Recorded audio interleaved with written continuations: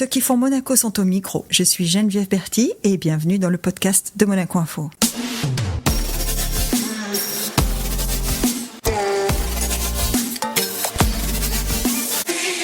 Notre invitée est une femme plurielle, à la fois femme de lettres, icône de mode, figure emblématique du sport équestre, mais aussi maman, tout simplement. Ses origines, son esprit et son élégance en font une femme très médiatisée, malgré sa nature discrète. Bonjour Charlotte Casiriani. Bonjour. Est-ce que ça vous convient quand j'ai dit que vous êtes d'une nature discrète ? Oui, je pense que, en tout cas, j'ai toujours cherché à préserver mon espace intime et à faire attention à peut-être pas trop révéler non plus. Pas tout donner, quoi. Ouais. Parce que quand on se lance, et vous êtes à Monaco en ce moment parce que c'est bientôt la semaine philo, donc quand on se lance dans une entreprise ou dans une initiative comme ça, parce que mettre la philo à la portée de tous, ça demande un investissement public. Enfin, en tout cas, il faut l'incarner, il faut exister sur le devant de la scène pour ça. Oui, alors c'est vrai que je garde toujours cette idée en tête que quand on a des privilèges, on a aussi des devoirs. Donc, pour moi, ça a toujours été très important de pouvoir encourager et porter quelque chose qui peut être utile à tous et de m'y engager. Et donc, si ça implique de pouvoir m'appuyer sur la chance que je peux avoir de pouvoir être entendue dans l'espace public, de pouvoir prendre la parole, je le fais volontiers quand c'est pour quelque chose qui permet d'apporter un bienfait ou quelque chose qui permet de faire avancer la réflexion et qui est d'utilité publique. En me disant ça, je pense que vous imaginez, ça ouvre des portes. Est-ce que vous pensez que la philosophie aurait eu des portes ouvertes sans vous, sur cette initiative-là ? À Monaco ? Oui. Ça, je peux pas savoir, mais c'est vrai que c'est pas évident au départ d'associer Monaco à la philosophie, même s'il y a énormément en tout cas, qu'il y a beaucoup d'éléments qui font de Monaco une terre de culture et d'accueil et où il y a une véritable histoire d'un vrai engagement de la part de Monaco pour soutenir la culture. Donc en ce sens, c'est pas complètement inattendu, mais c'est vrai que créer cet espace à Monaco pour la philosophie, avec cette ampleur-là, ça a demandé au départ beaucoup de passion et d'énergie pour convaincre que ça pouvait prendre à Monaco et qu'on pouvait créer cet espace. Et il nous a fallu un peu de temps, oui. D'ailleurs, ça prend, quand vous dites... il a fallu du temps, en tout cas ça prend. Il y a une chose qui est frappante, c'est les matinées que vous organisez, puisque la semaine philo c'est un ensemble d'événements, dont des matinées philo en direct et en public sur la place du marché. Alors ça, moi j'avoue, quand vous m'en avez parlé la première fois, j'ai dit est-ce que ça va marcher ? Et en fait on est... C'est pas que j'étais sceptique, mais je me suis dit c'est une idée courageuse. Et là, vraiment, on a l'impression que les matinées philo, ça devient un rendez-vous. Oui, en fait, ce qui m'a surprise et ce que j'ai trouvé vraiment très fort dans ces moments-là, c'est à quel point la parole philosophique, la discussion philosophique crée un espace un peu plus apaisé et permet peut-être d'ouvrir des échanges sur des sujets tabous, des sujets normalement qui sont pas simples à aborder sur la place publique, et que même quand on a eu des personnes qui n'étaient pas forcément d'accord, il y a une manière de se confronter qui reste fraternelle, qui reste respectueuse et qui rassure quelque part qu'on peut vraiment pousser la réflexion, le débat, sans que ça dégénère. Et du coup, je pense que ça a aussi incité les gens à écouter, à participer. Et en fait, peut-être des personnes aussi se sont rendues compte que ça parlait de sujets très concret et très quotidien, et que tout le monde finalement avait quelque chose à dire, et que de partager son expérience du problème, c'est important. C'est-à-dire que les philosophes peuvent éclairer par la réflexion, mais il nous faut l'expérience concrète aussi des problèmes. Et donc c'est pour ça que les remarques, les interpellations, les participations en fait de personnes qui sont tout simplement là c'est précieux, sont très importantes. Ouais. Est-ce que vous avez la sensation qu'avec cet exercice, enfin j'appelle ça un exercice, en tout cas avec ce dispositif, le public, enfin les gens se rendent compte un peu de ce que vous venez de décrire, c'est-à-dire que finalement la philosophie on la vit aussi. Avant de l'évoquer, avant de poser les questions, ce qu'ils se rendent compte que ce sont des sujets qui sont un espace de conversation pour eux de tous les jours.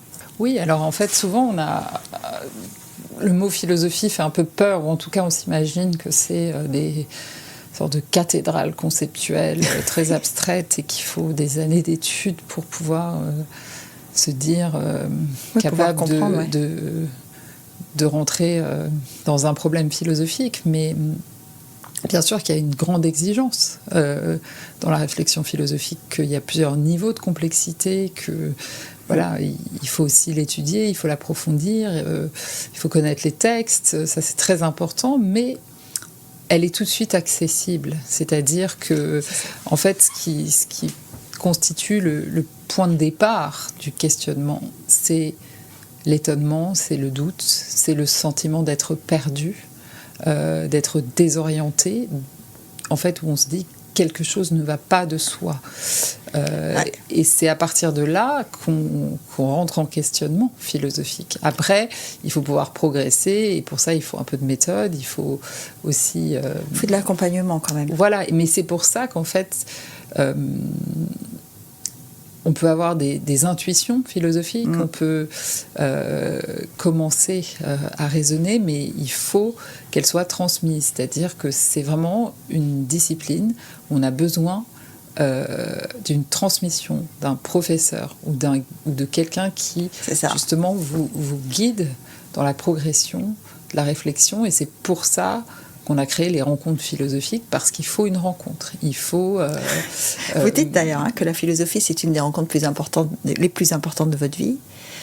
Par quelqu'un. Elle est arrivée par quelqu'un. Oui, alors ça rejoint deux choses, parce que à la fois, j'ai eu un grand professeur en terminale, Robert Maggiori, donc ça a été... Qui est avec vous dans les rencontres philo. Hein. Enfin voilà, ça a été une rencontre assez déterminante, mais je dirais que je l'avais quand même un peu rencontré avant.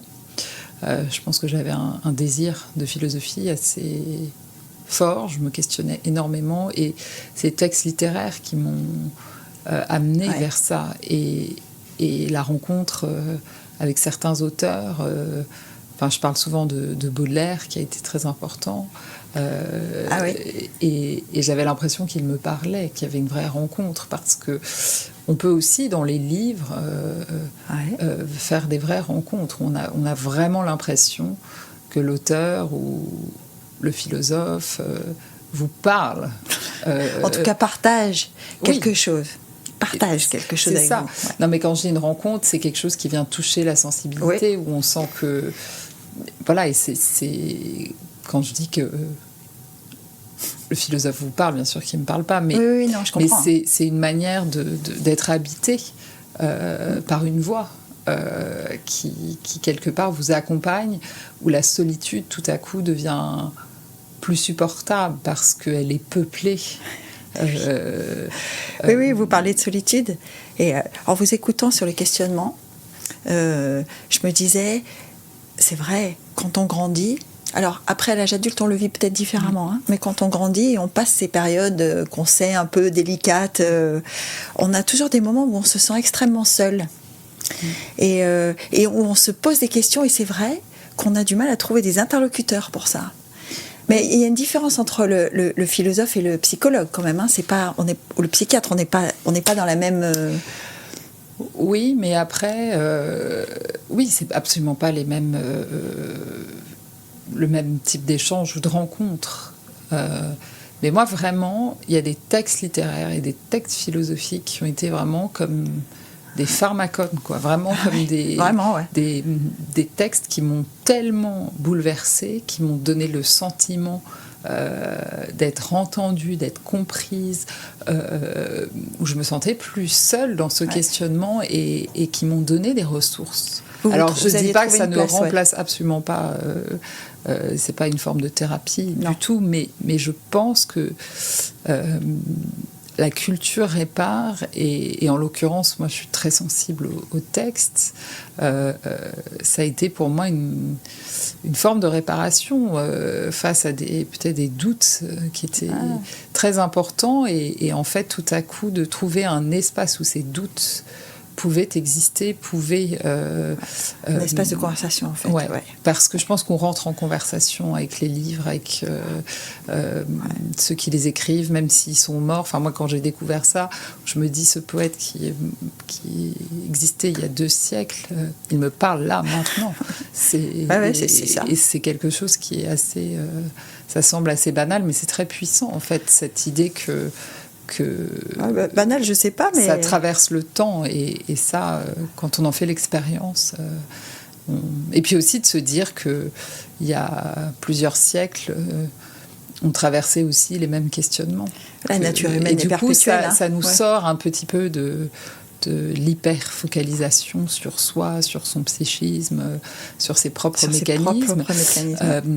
Et on se rend compte que il y a aussi des angoisses existentielles qui sont liées à la condition humaine, tout simplement, et ça remet en perspective parfois nos souffrances. C'est vrai. Ça permet aussi de prendre un peu de recul, mais en même temps, vous dites, je suis très sensible au texte. Est-ce que c'est ça qui vous donne l'envie de faire Cagne, Hippocagne ? Est-ce que vous vous dites, je veux vivre avec ça ? Oui, alors je pense que je voulais m'orienter vers des études littéraires. Et c'est vrai que Cagne, Hippocagne, c'est une excellente formation, puisqu'il ne s'agit pas de choisir. C'est très exigeant. C'est très dur. C'est très dur. Et ça a été 2 années très difficiles, parce que c'est une pression assez importante, c'est une charge de travail qui est très lourde. J'imaginais plutôt la charge de travail, oui. Je me disais, pour acquérir tout ça, il faut... Il y a beaucoup de pression aussi. Parce qu'on a très peu de temps pour soi, on est quand même pris beaucoup dans l'étude, et c'est vrai que ça n'a pas été facile. Hein. Moi, j'ai un petit peu souffert pendant ces années de la charge de travail, et puis surtout, j'étais très perfectionniste. Donc, j'ai trouvé ça difficile. Mais c'est vrai que en fait, en France, souvent dans le parcours universitaire, on doit assez rapidement tout de suite choisir une matière dans laquelle on se spécialise. Alors, vous parlez en France et vous parlez en Cagne, Hippocagne, forcément, c'est de la culture francophone. Oui. Voilà. Est-ce que vous parlez anglais ? Oui, parce que moi, j'ai lu. J'ai lu que vous aviez fait, après vos études, vous avez fait un stage à Londres, notamment, un stage que vous aviez travaillé avec The Independent à Londres. Oui. Est-ce que vous avez... On dit toujours qu'on n'est pas la même personne dans chaque langue qu'on parle. Est-ce que vous avez senti ça en étant... Oui, bien sûr. On a le rapport à la langue... c'est très différent, que ce soit votre langue maternelle ou paternelle ou une autre langue. On l'habite pas de la même façon, on n'a pas le même rapport. Et oui, donc c'est vrai que ça... Oui, j'avais besoin aussi de faire cette expérience-là en anglais, où j'avais peut-être moins de facilité, même si j'étais parfaitement bilingue. Vous lisez en anglais ? Oui. Mais j'avais besoin de faire une expérience aussi dans le monde du travail, au sens où, quand on se lance dans des études littéraires, c'est vrai qu'on se destine souvent à l'enseignement ou à quelque chose de au plus journalisme solide. aussi. Oui. Une certaine forme de journalisme, en tout cas. Oui, bien sûr. Ouais. Mais c'est vrai que j'avais envie d'une expérience dans le journalisme et dans l'édition, puisque c'est 2 domaines où on met en valeur La culture, le C'est texte, c'est une partie importante du processus aussi. Ouais, c'est vrai qu'on y réfléchit très peu, mais le travail d'édition journalistique, hein, l'édition, ce qu'on appelle l'édition, refaire les textes, les formater comme il faut, dire ce qu'il faut dans le peu de mots qu'on a ou dans l'espace qu'on a, c'est un vrai travail, alors je dirais pas littéraire, mais c'est un vrai travail d'écriture quand même. Oui, puis aussi j'avais un peu une fascination pour... Enfin, pas fascination, mais je trouvais que travailler dans un quotidien, dans un journal, c'est quelque chose qui est assez... c'est unique. Hein. Oui, et j'avais envie de faire cette expérience. Et là, pour le coup, je vous rejoins tout de suite. Pour travailler dans un quotidien, les plus gros quotidiens aujourd'hui sont encore à Londres. Oui. C'est-à-dire que c'est des grosses machines de presse écrite qui fonctionnent vraiment. Ils dépassent les 80 pages en parution. Enfin, c'est quand même incroyable. Je me disais d'ailleurs qu'on avait pensé que la lecture, avec l'arrivée du digital, on s'est dit les livres, ça va disparaître, les journaux, ça va disparaître. En fait, pas du tout. Hein. Oui. Ils restent là. Hein. Oui, ah oui. Ils sont toujours là. Hein. Et est-ce que vous avez aussi cette... Moi, je sais que je peux pas... Enfin, lire sur une tablette, pour moi, c'est pas la même chose. Lire mon journal, ça va. Ou lire le journal, ça va. Mais lire un auteur sur une tablette, pour moi, c'est compliqué. J'ai encore besoin de toucher. Vous avez ça ou pas ? Oui, moi, je suis très, très, très attachée à l'objet physique, au livre, parce que quand on lit... un livre, on y laisse des traces sur les pages. Moi, j'écris. Ça garde la trace aussi de l'expérience de lecture. Et puis moi, j'adore les couvertures de livres. Vraiment. Vous les gardez ? Vous avez une bibliothèque quelque part ? Ah oui, j'ai beaucoup de livres dans ma bibliothèque, un peu partout. Mais j'adore la typographie, l'image, l'objet livre. La reliure, quoi. Est très important. Et même encore aujourd'hui, hein, dans les parutions modernes, on reconnaît un Flammarion, on reconnaît... c'est... mais même parfois, j'adore aller dans des brocantes ou des endroits où on trouve des vieilles éditions, même si j'ai déjà le livre, je trouve que la couverture des années 60 ça a son charme et j'aime bien. Moi, j'ai du mal à me séparer des livres. C'est-à-dire que même quand je les ai lus, j'ai du mal à laisser partir. Alors, je dis toujours, ce sont mes amis, je les trempe. Si je déménage, je les emmène avec moi. Tout le monde me dit, mais tu vas trier. Ah bah non, je peux pas les laisser partir. Et surtout, il y a une chose, je sais pas si ça vous arrive, moi je passe devant ma bibliothèque et parfois je vois un titre sur une tranche. Et ça me rappelle un moment. Et je me dis, à ce moment-là, je faisais ça ou j'étais à tel endroit. D'ailleurs, pour parler de littérature, j'ai vu, nous avons tous vu, vous avez lancé, avec un partenariat avec Chanel, un atelier qui s'appelle Mode et littérature. Oui, on fait ça s'appelle les rendez-vous littéraires rue Cambon. On organise une rencontre littéraire. Il y en a à peu près 5 par an. Et c'est toujours autour d'écrivaines, soit dans l'histoire de la littérature. C'est des femmes, hein. Contemporaines, oui. Et où c'est souvent accompagné d'une lecture par une comédienne qui est souvent attachée à Chanel. Et vraiment, ça rentre tout à fait dans l'identité de Chanel aussi, parce que même si ça ne semble pas évident au premier abord comme ça, mais la littérature a joué un rôle important pour Gabrielle Chanel et Karl Lagerfeld, où c'était des immenses lecteurs passionnés de littérature, de poésie, et qui ont inlassablement lu tous les jours. Et donc c'était une manière aussi de... Ils ont lu, ils ont écrit. Ouais. Ils ont dit des choses qu'ils ont laissées derrière eux.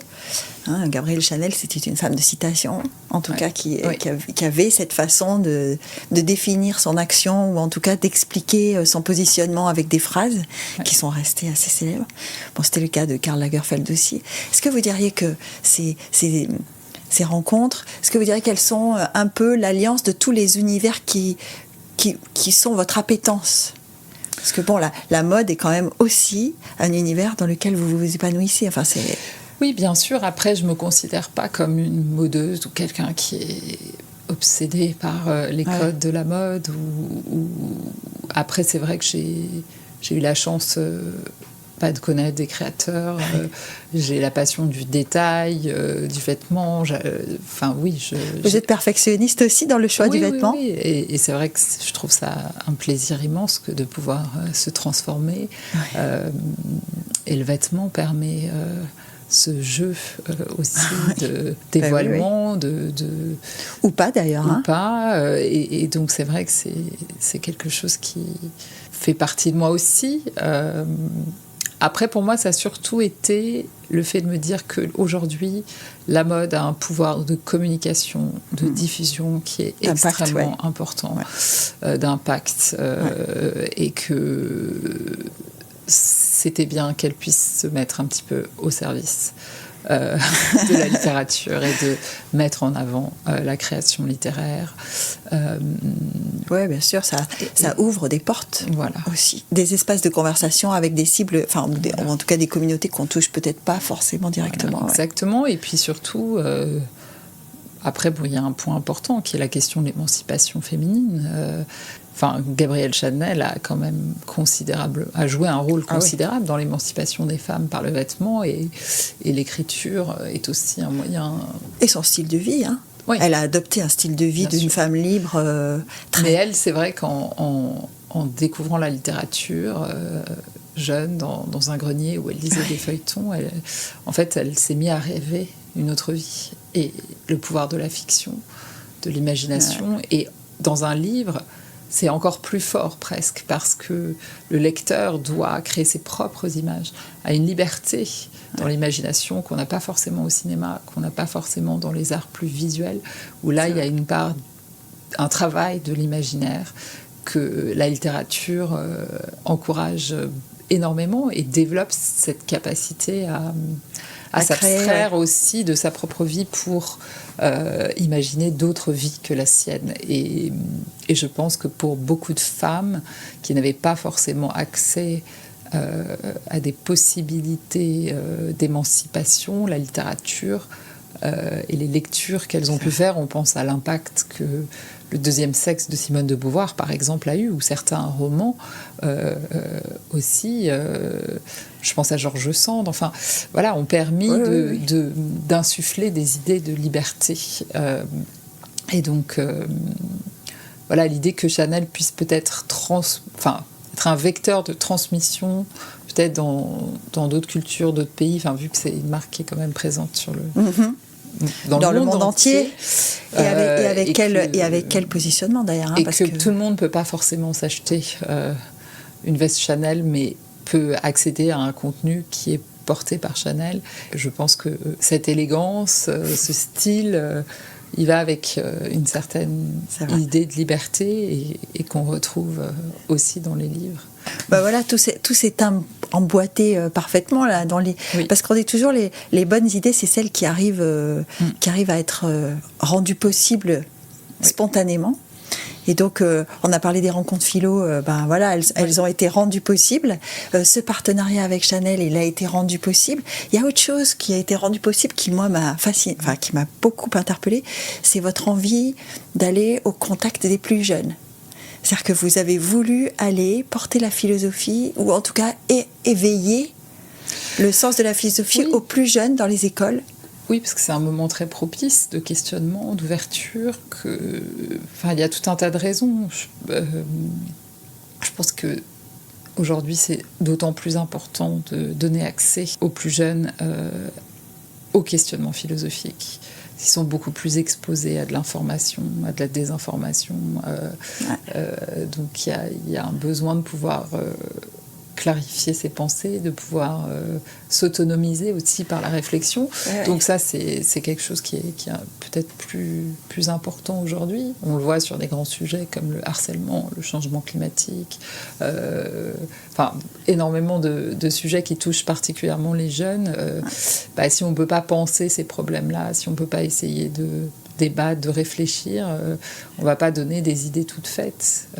C'est ça. Et c'est un peu le problème des réseaux sociaux, où c'est des vecteurs d'idées toutes faites, de militantisme, d'influence. D'ailleurs, on appelle ça des influenceurs. Il y a plein de termes différents, et qu'en fait, il faut pouvoir être libre d'interpréter une situation, de pouvoir s'en dégager grâce à son esprit critique. Et ça, je pense qu'on peut, en tout cas, encourager ça en apportant un peu plus de philosophie à l'école.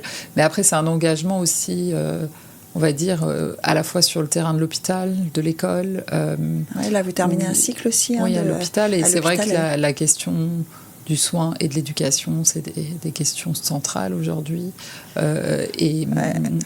Et où il y a aussi beaucoup de souffrance, beaucoup de difficultés, et que c'était absolument très important d'intervenir dans ces espaces-là et de ne pas uniquement proposer des rencontres au théâtre. Fallait aller sur le terrain. Fallait aller sur le terrain. Ouais. Vous parlez d'éducation. Est-ce que vous estimez que votre éducation ou l'éducation que vous avez reçue vous a donné cet esprit critique ou vous a permis de l'avoir, ou vous avez été éduqué sur le principe de liberté ou... Oui, je pense que j'ai beaucoup de chance d'avoir été éduquée dans cet esprit de liberté, où j'ai été encouragée à réfléchir, à être vous-même. Oui, et puis à tout simplement accès aux livres, où c'était valorisé aussi. Ça aussi, Donc ça, c'est une chance. D'autres n'ont pas eu cette chance. Mais après, je pense que ma grande chance, ça a été d'avoir été confrontée à des milieux sociaux différents, en ayant été à l'école publique, en province, dans différents endroits, de m'être confrontée peut-être à certaines critiques. Vous avez fait des endroits différents en plus, culturellement, parce que quand on est à Saint-Rémy-de-Provence ou à Fontainebleau, c'est pas exactement le même univers quand même. Oui, et c'est vrai que la mixité sociale, c'est très important. Et voilà, ça m'a beaucoup appris, et surtout, ça a ouvert mon regard sur le monde sur... le fait que j'avais pas forcément envie d'être assignée à un territoire, même si j'aime infiniment mon pays et que je me sens très très très très très monégasque et indéfectiblement liée à l'histoire de Monaco. Mais voilà, je pense que c'est une chance aussi de pouvoir vivre... de pouvoir vivre le monde quand même. Oui, de pouvoir puis sortir. Aussi, et ça rejoint ce que je disais sur les livres.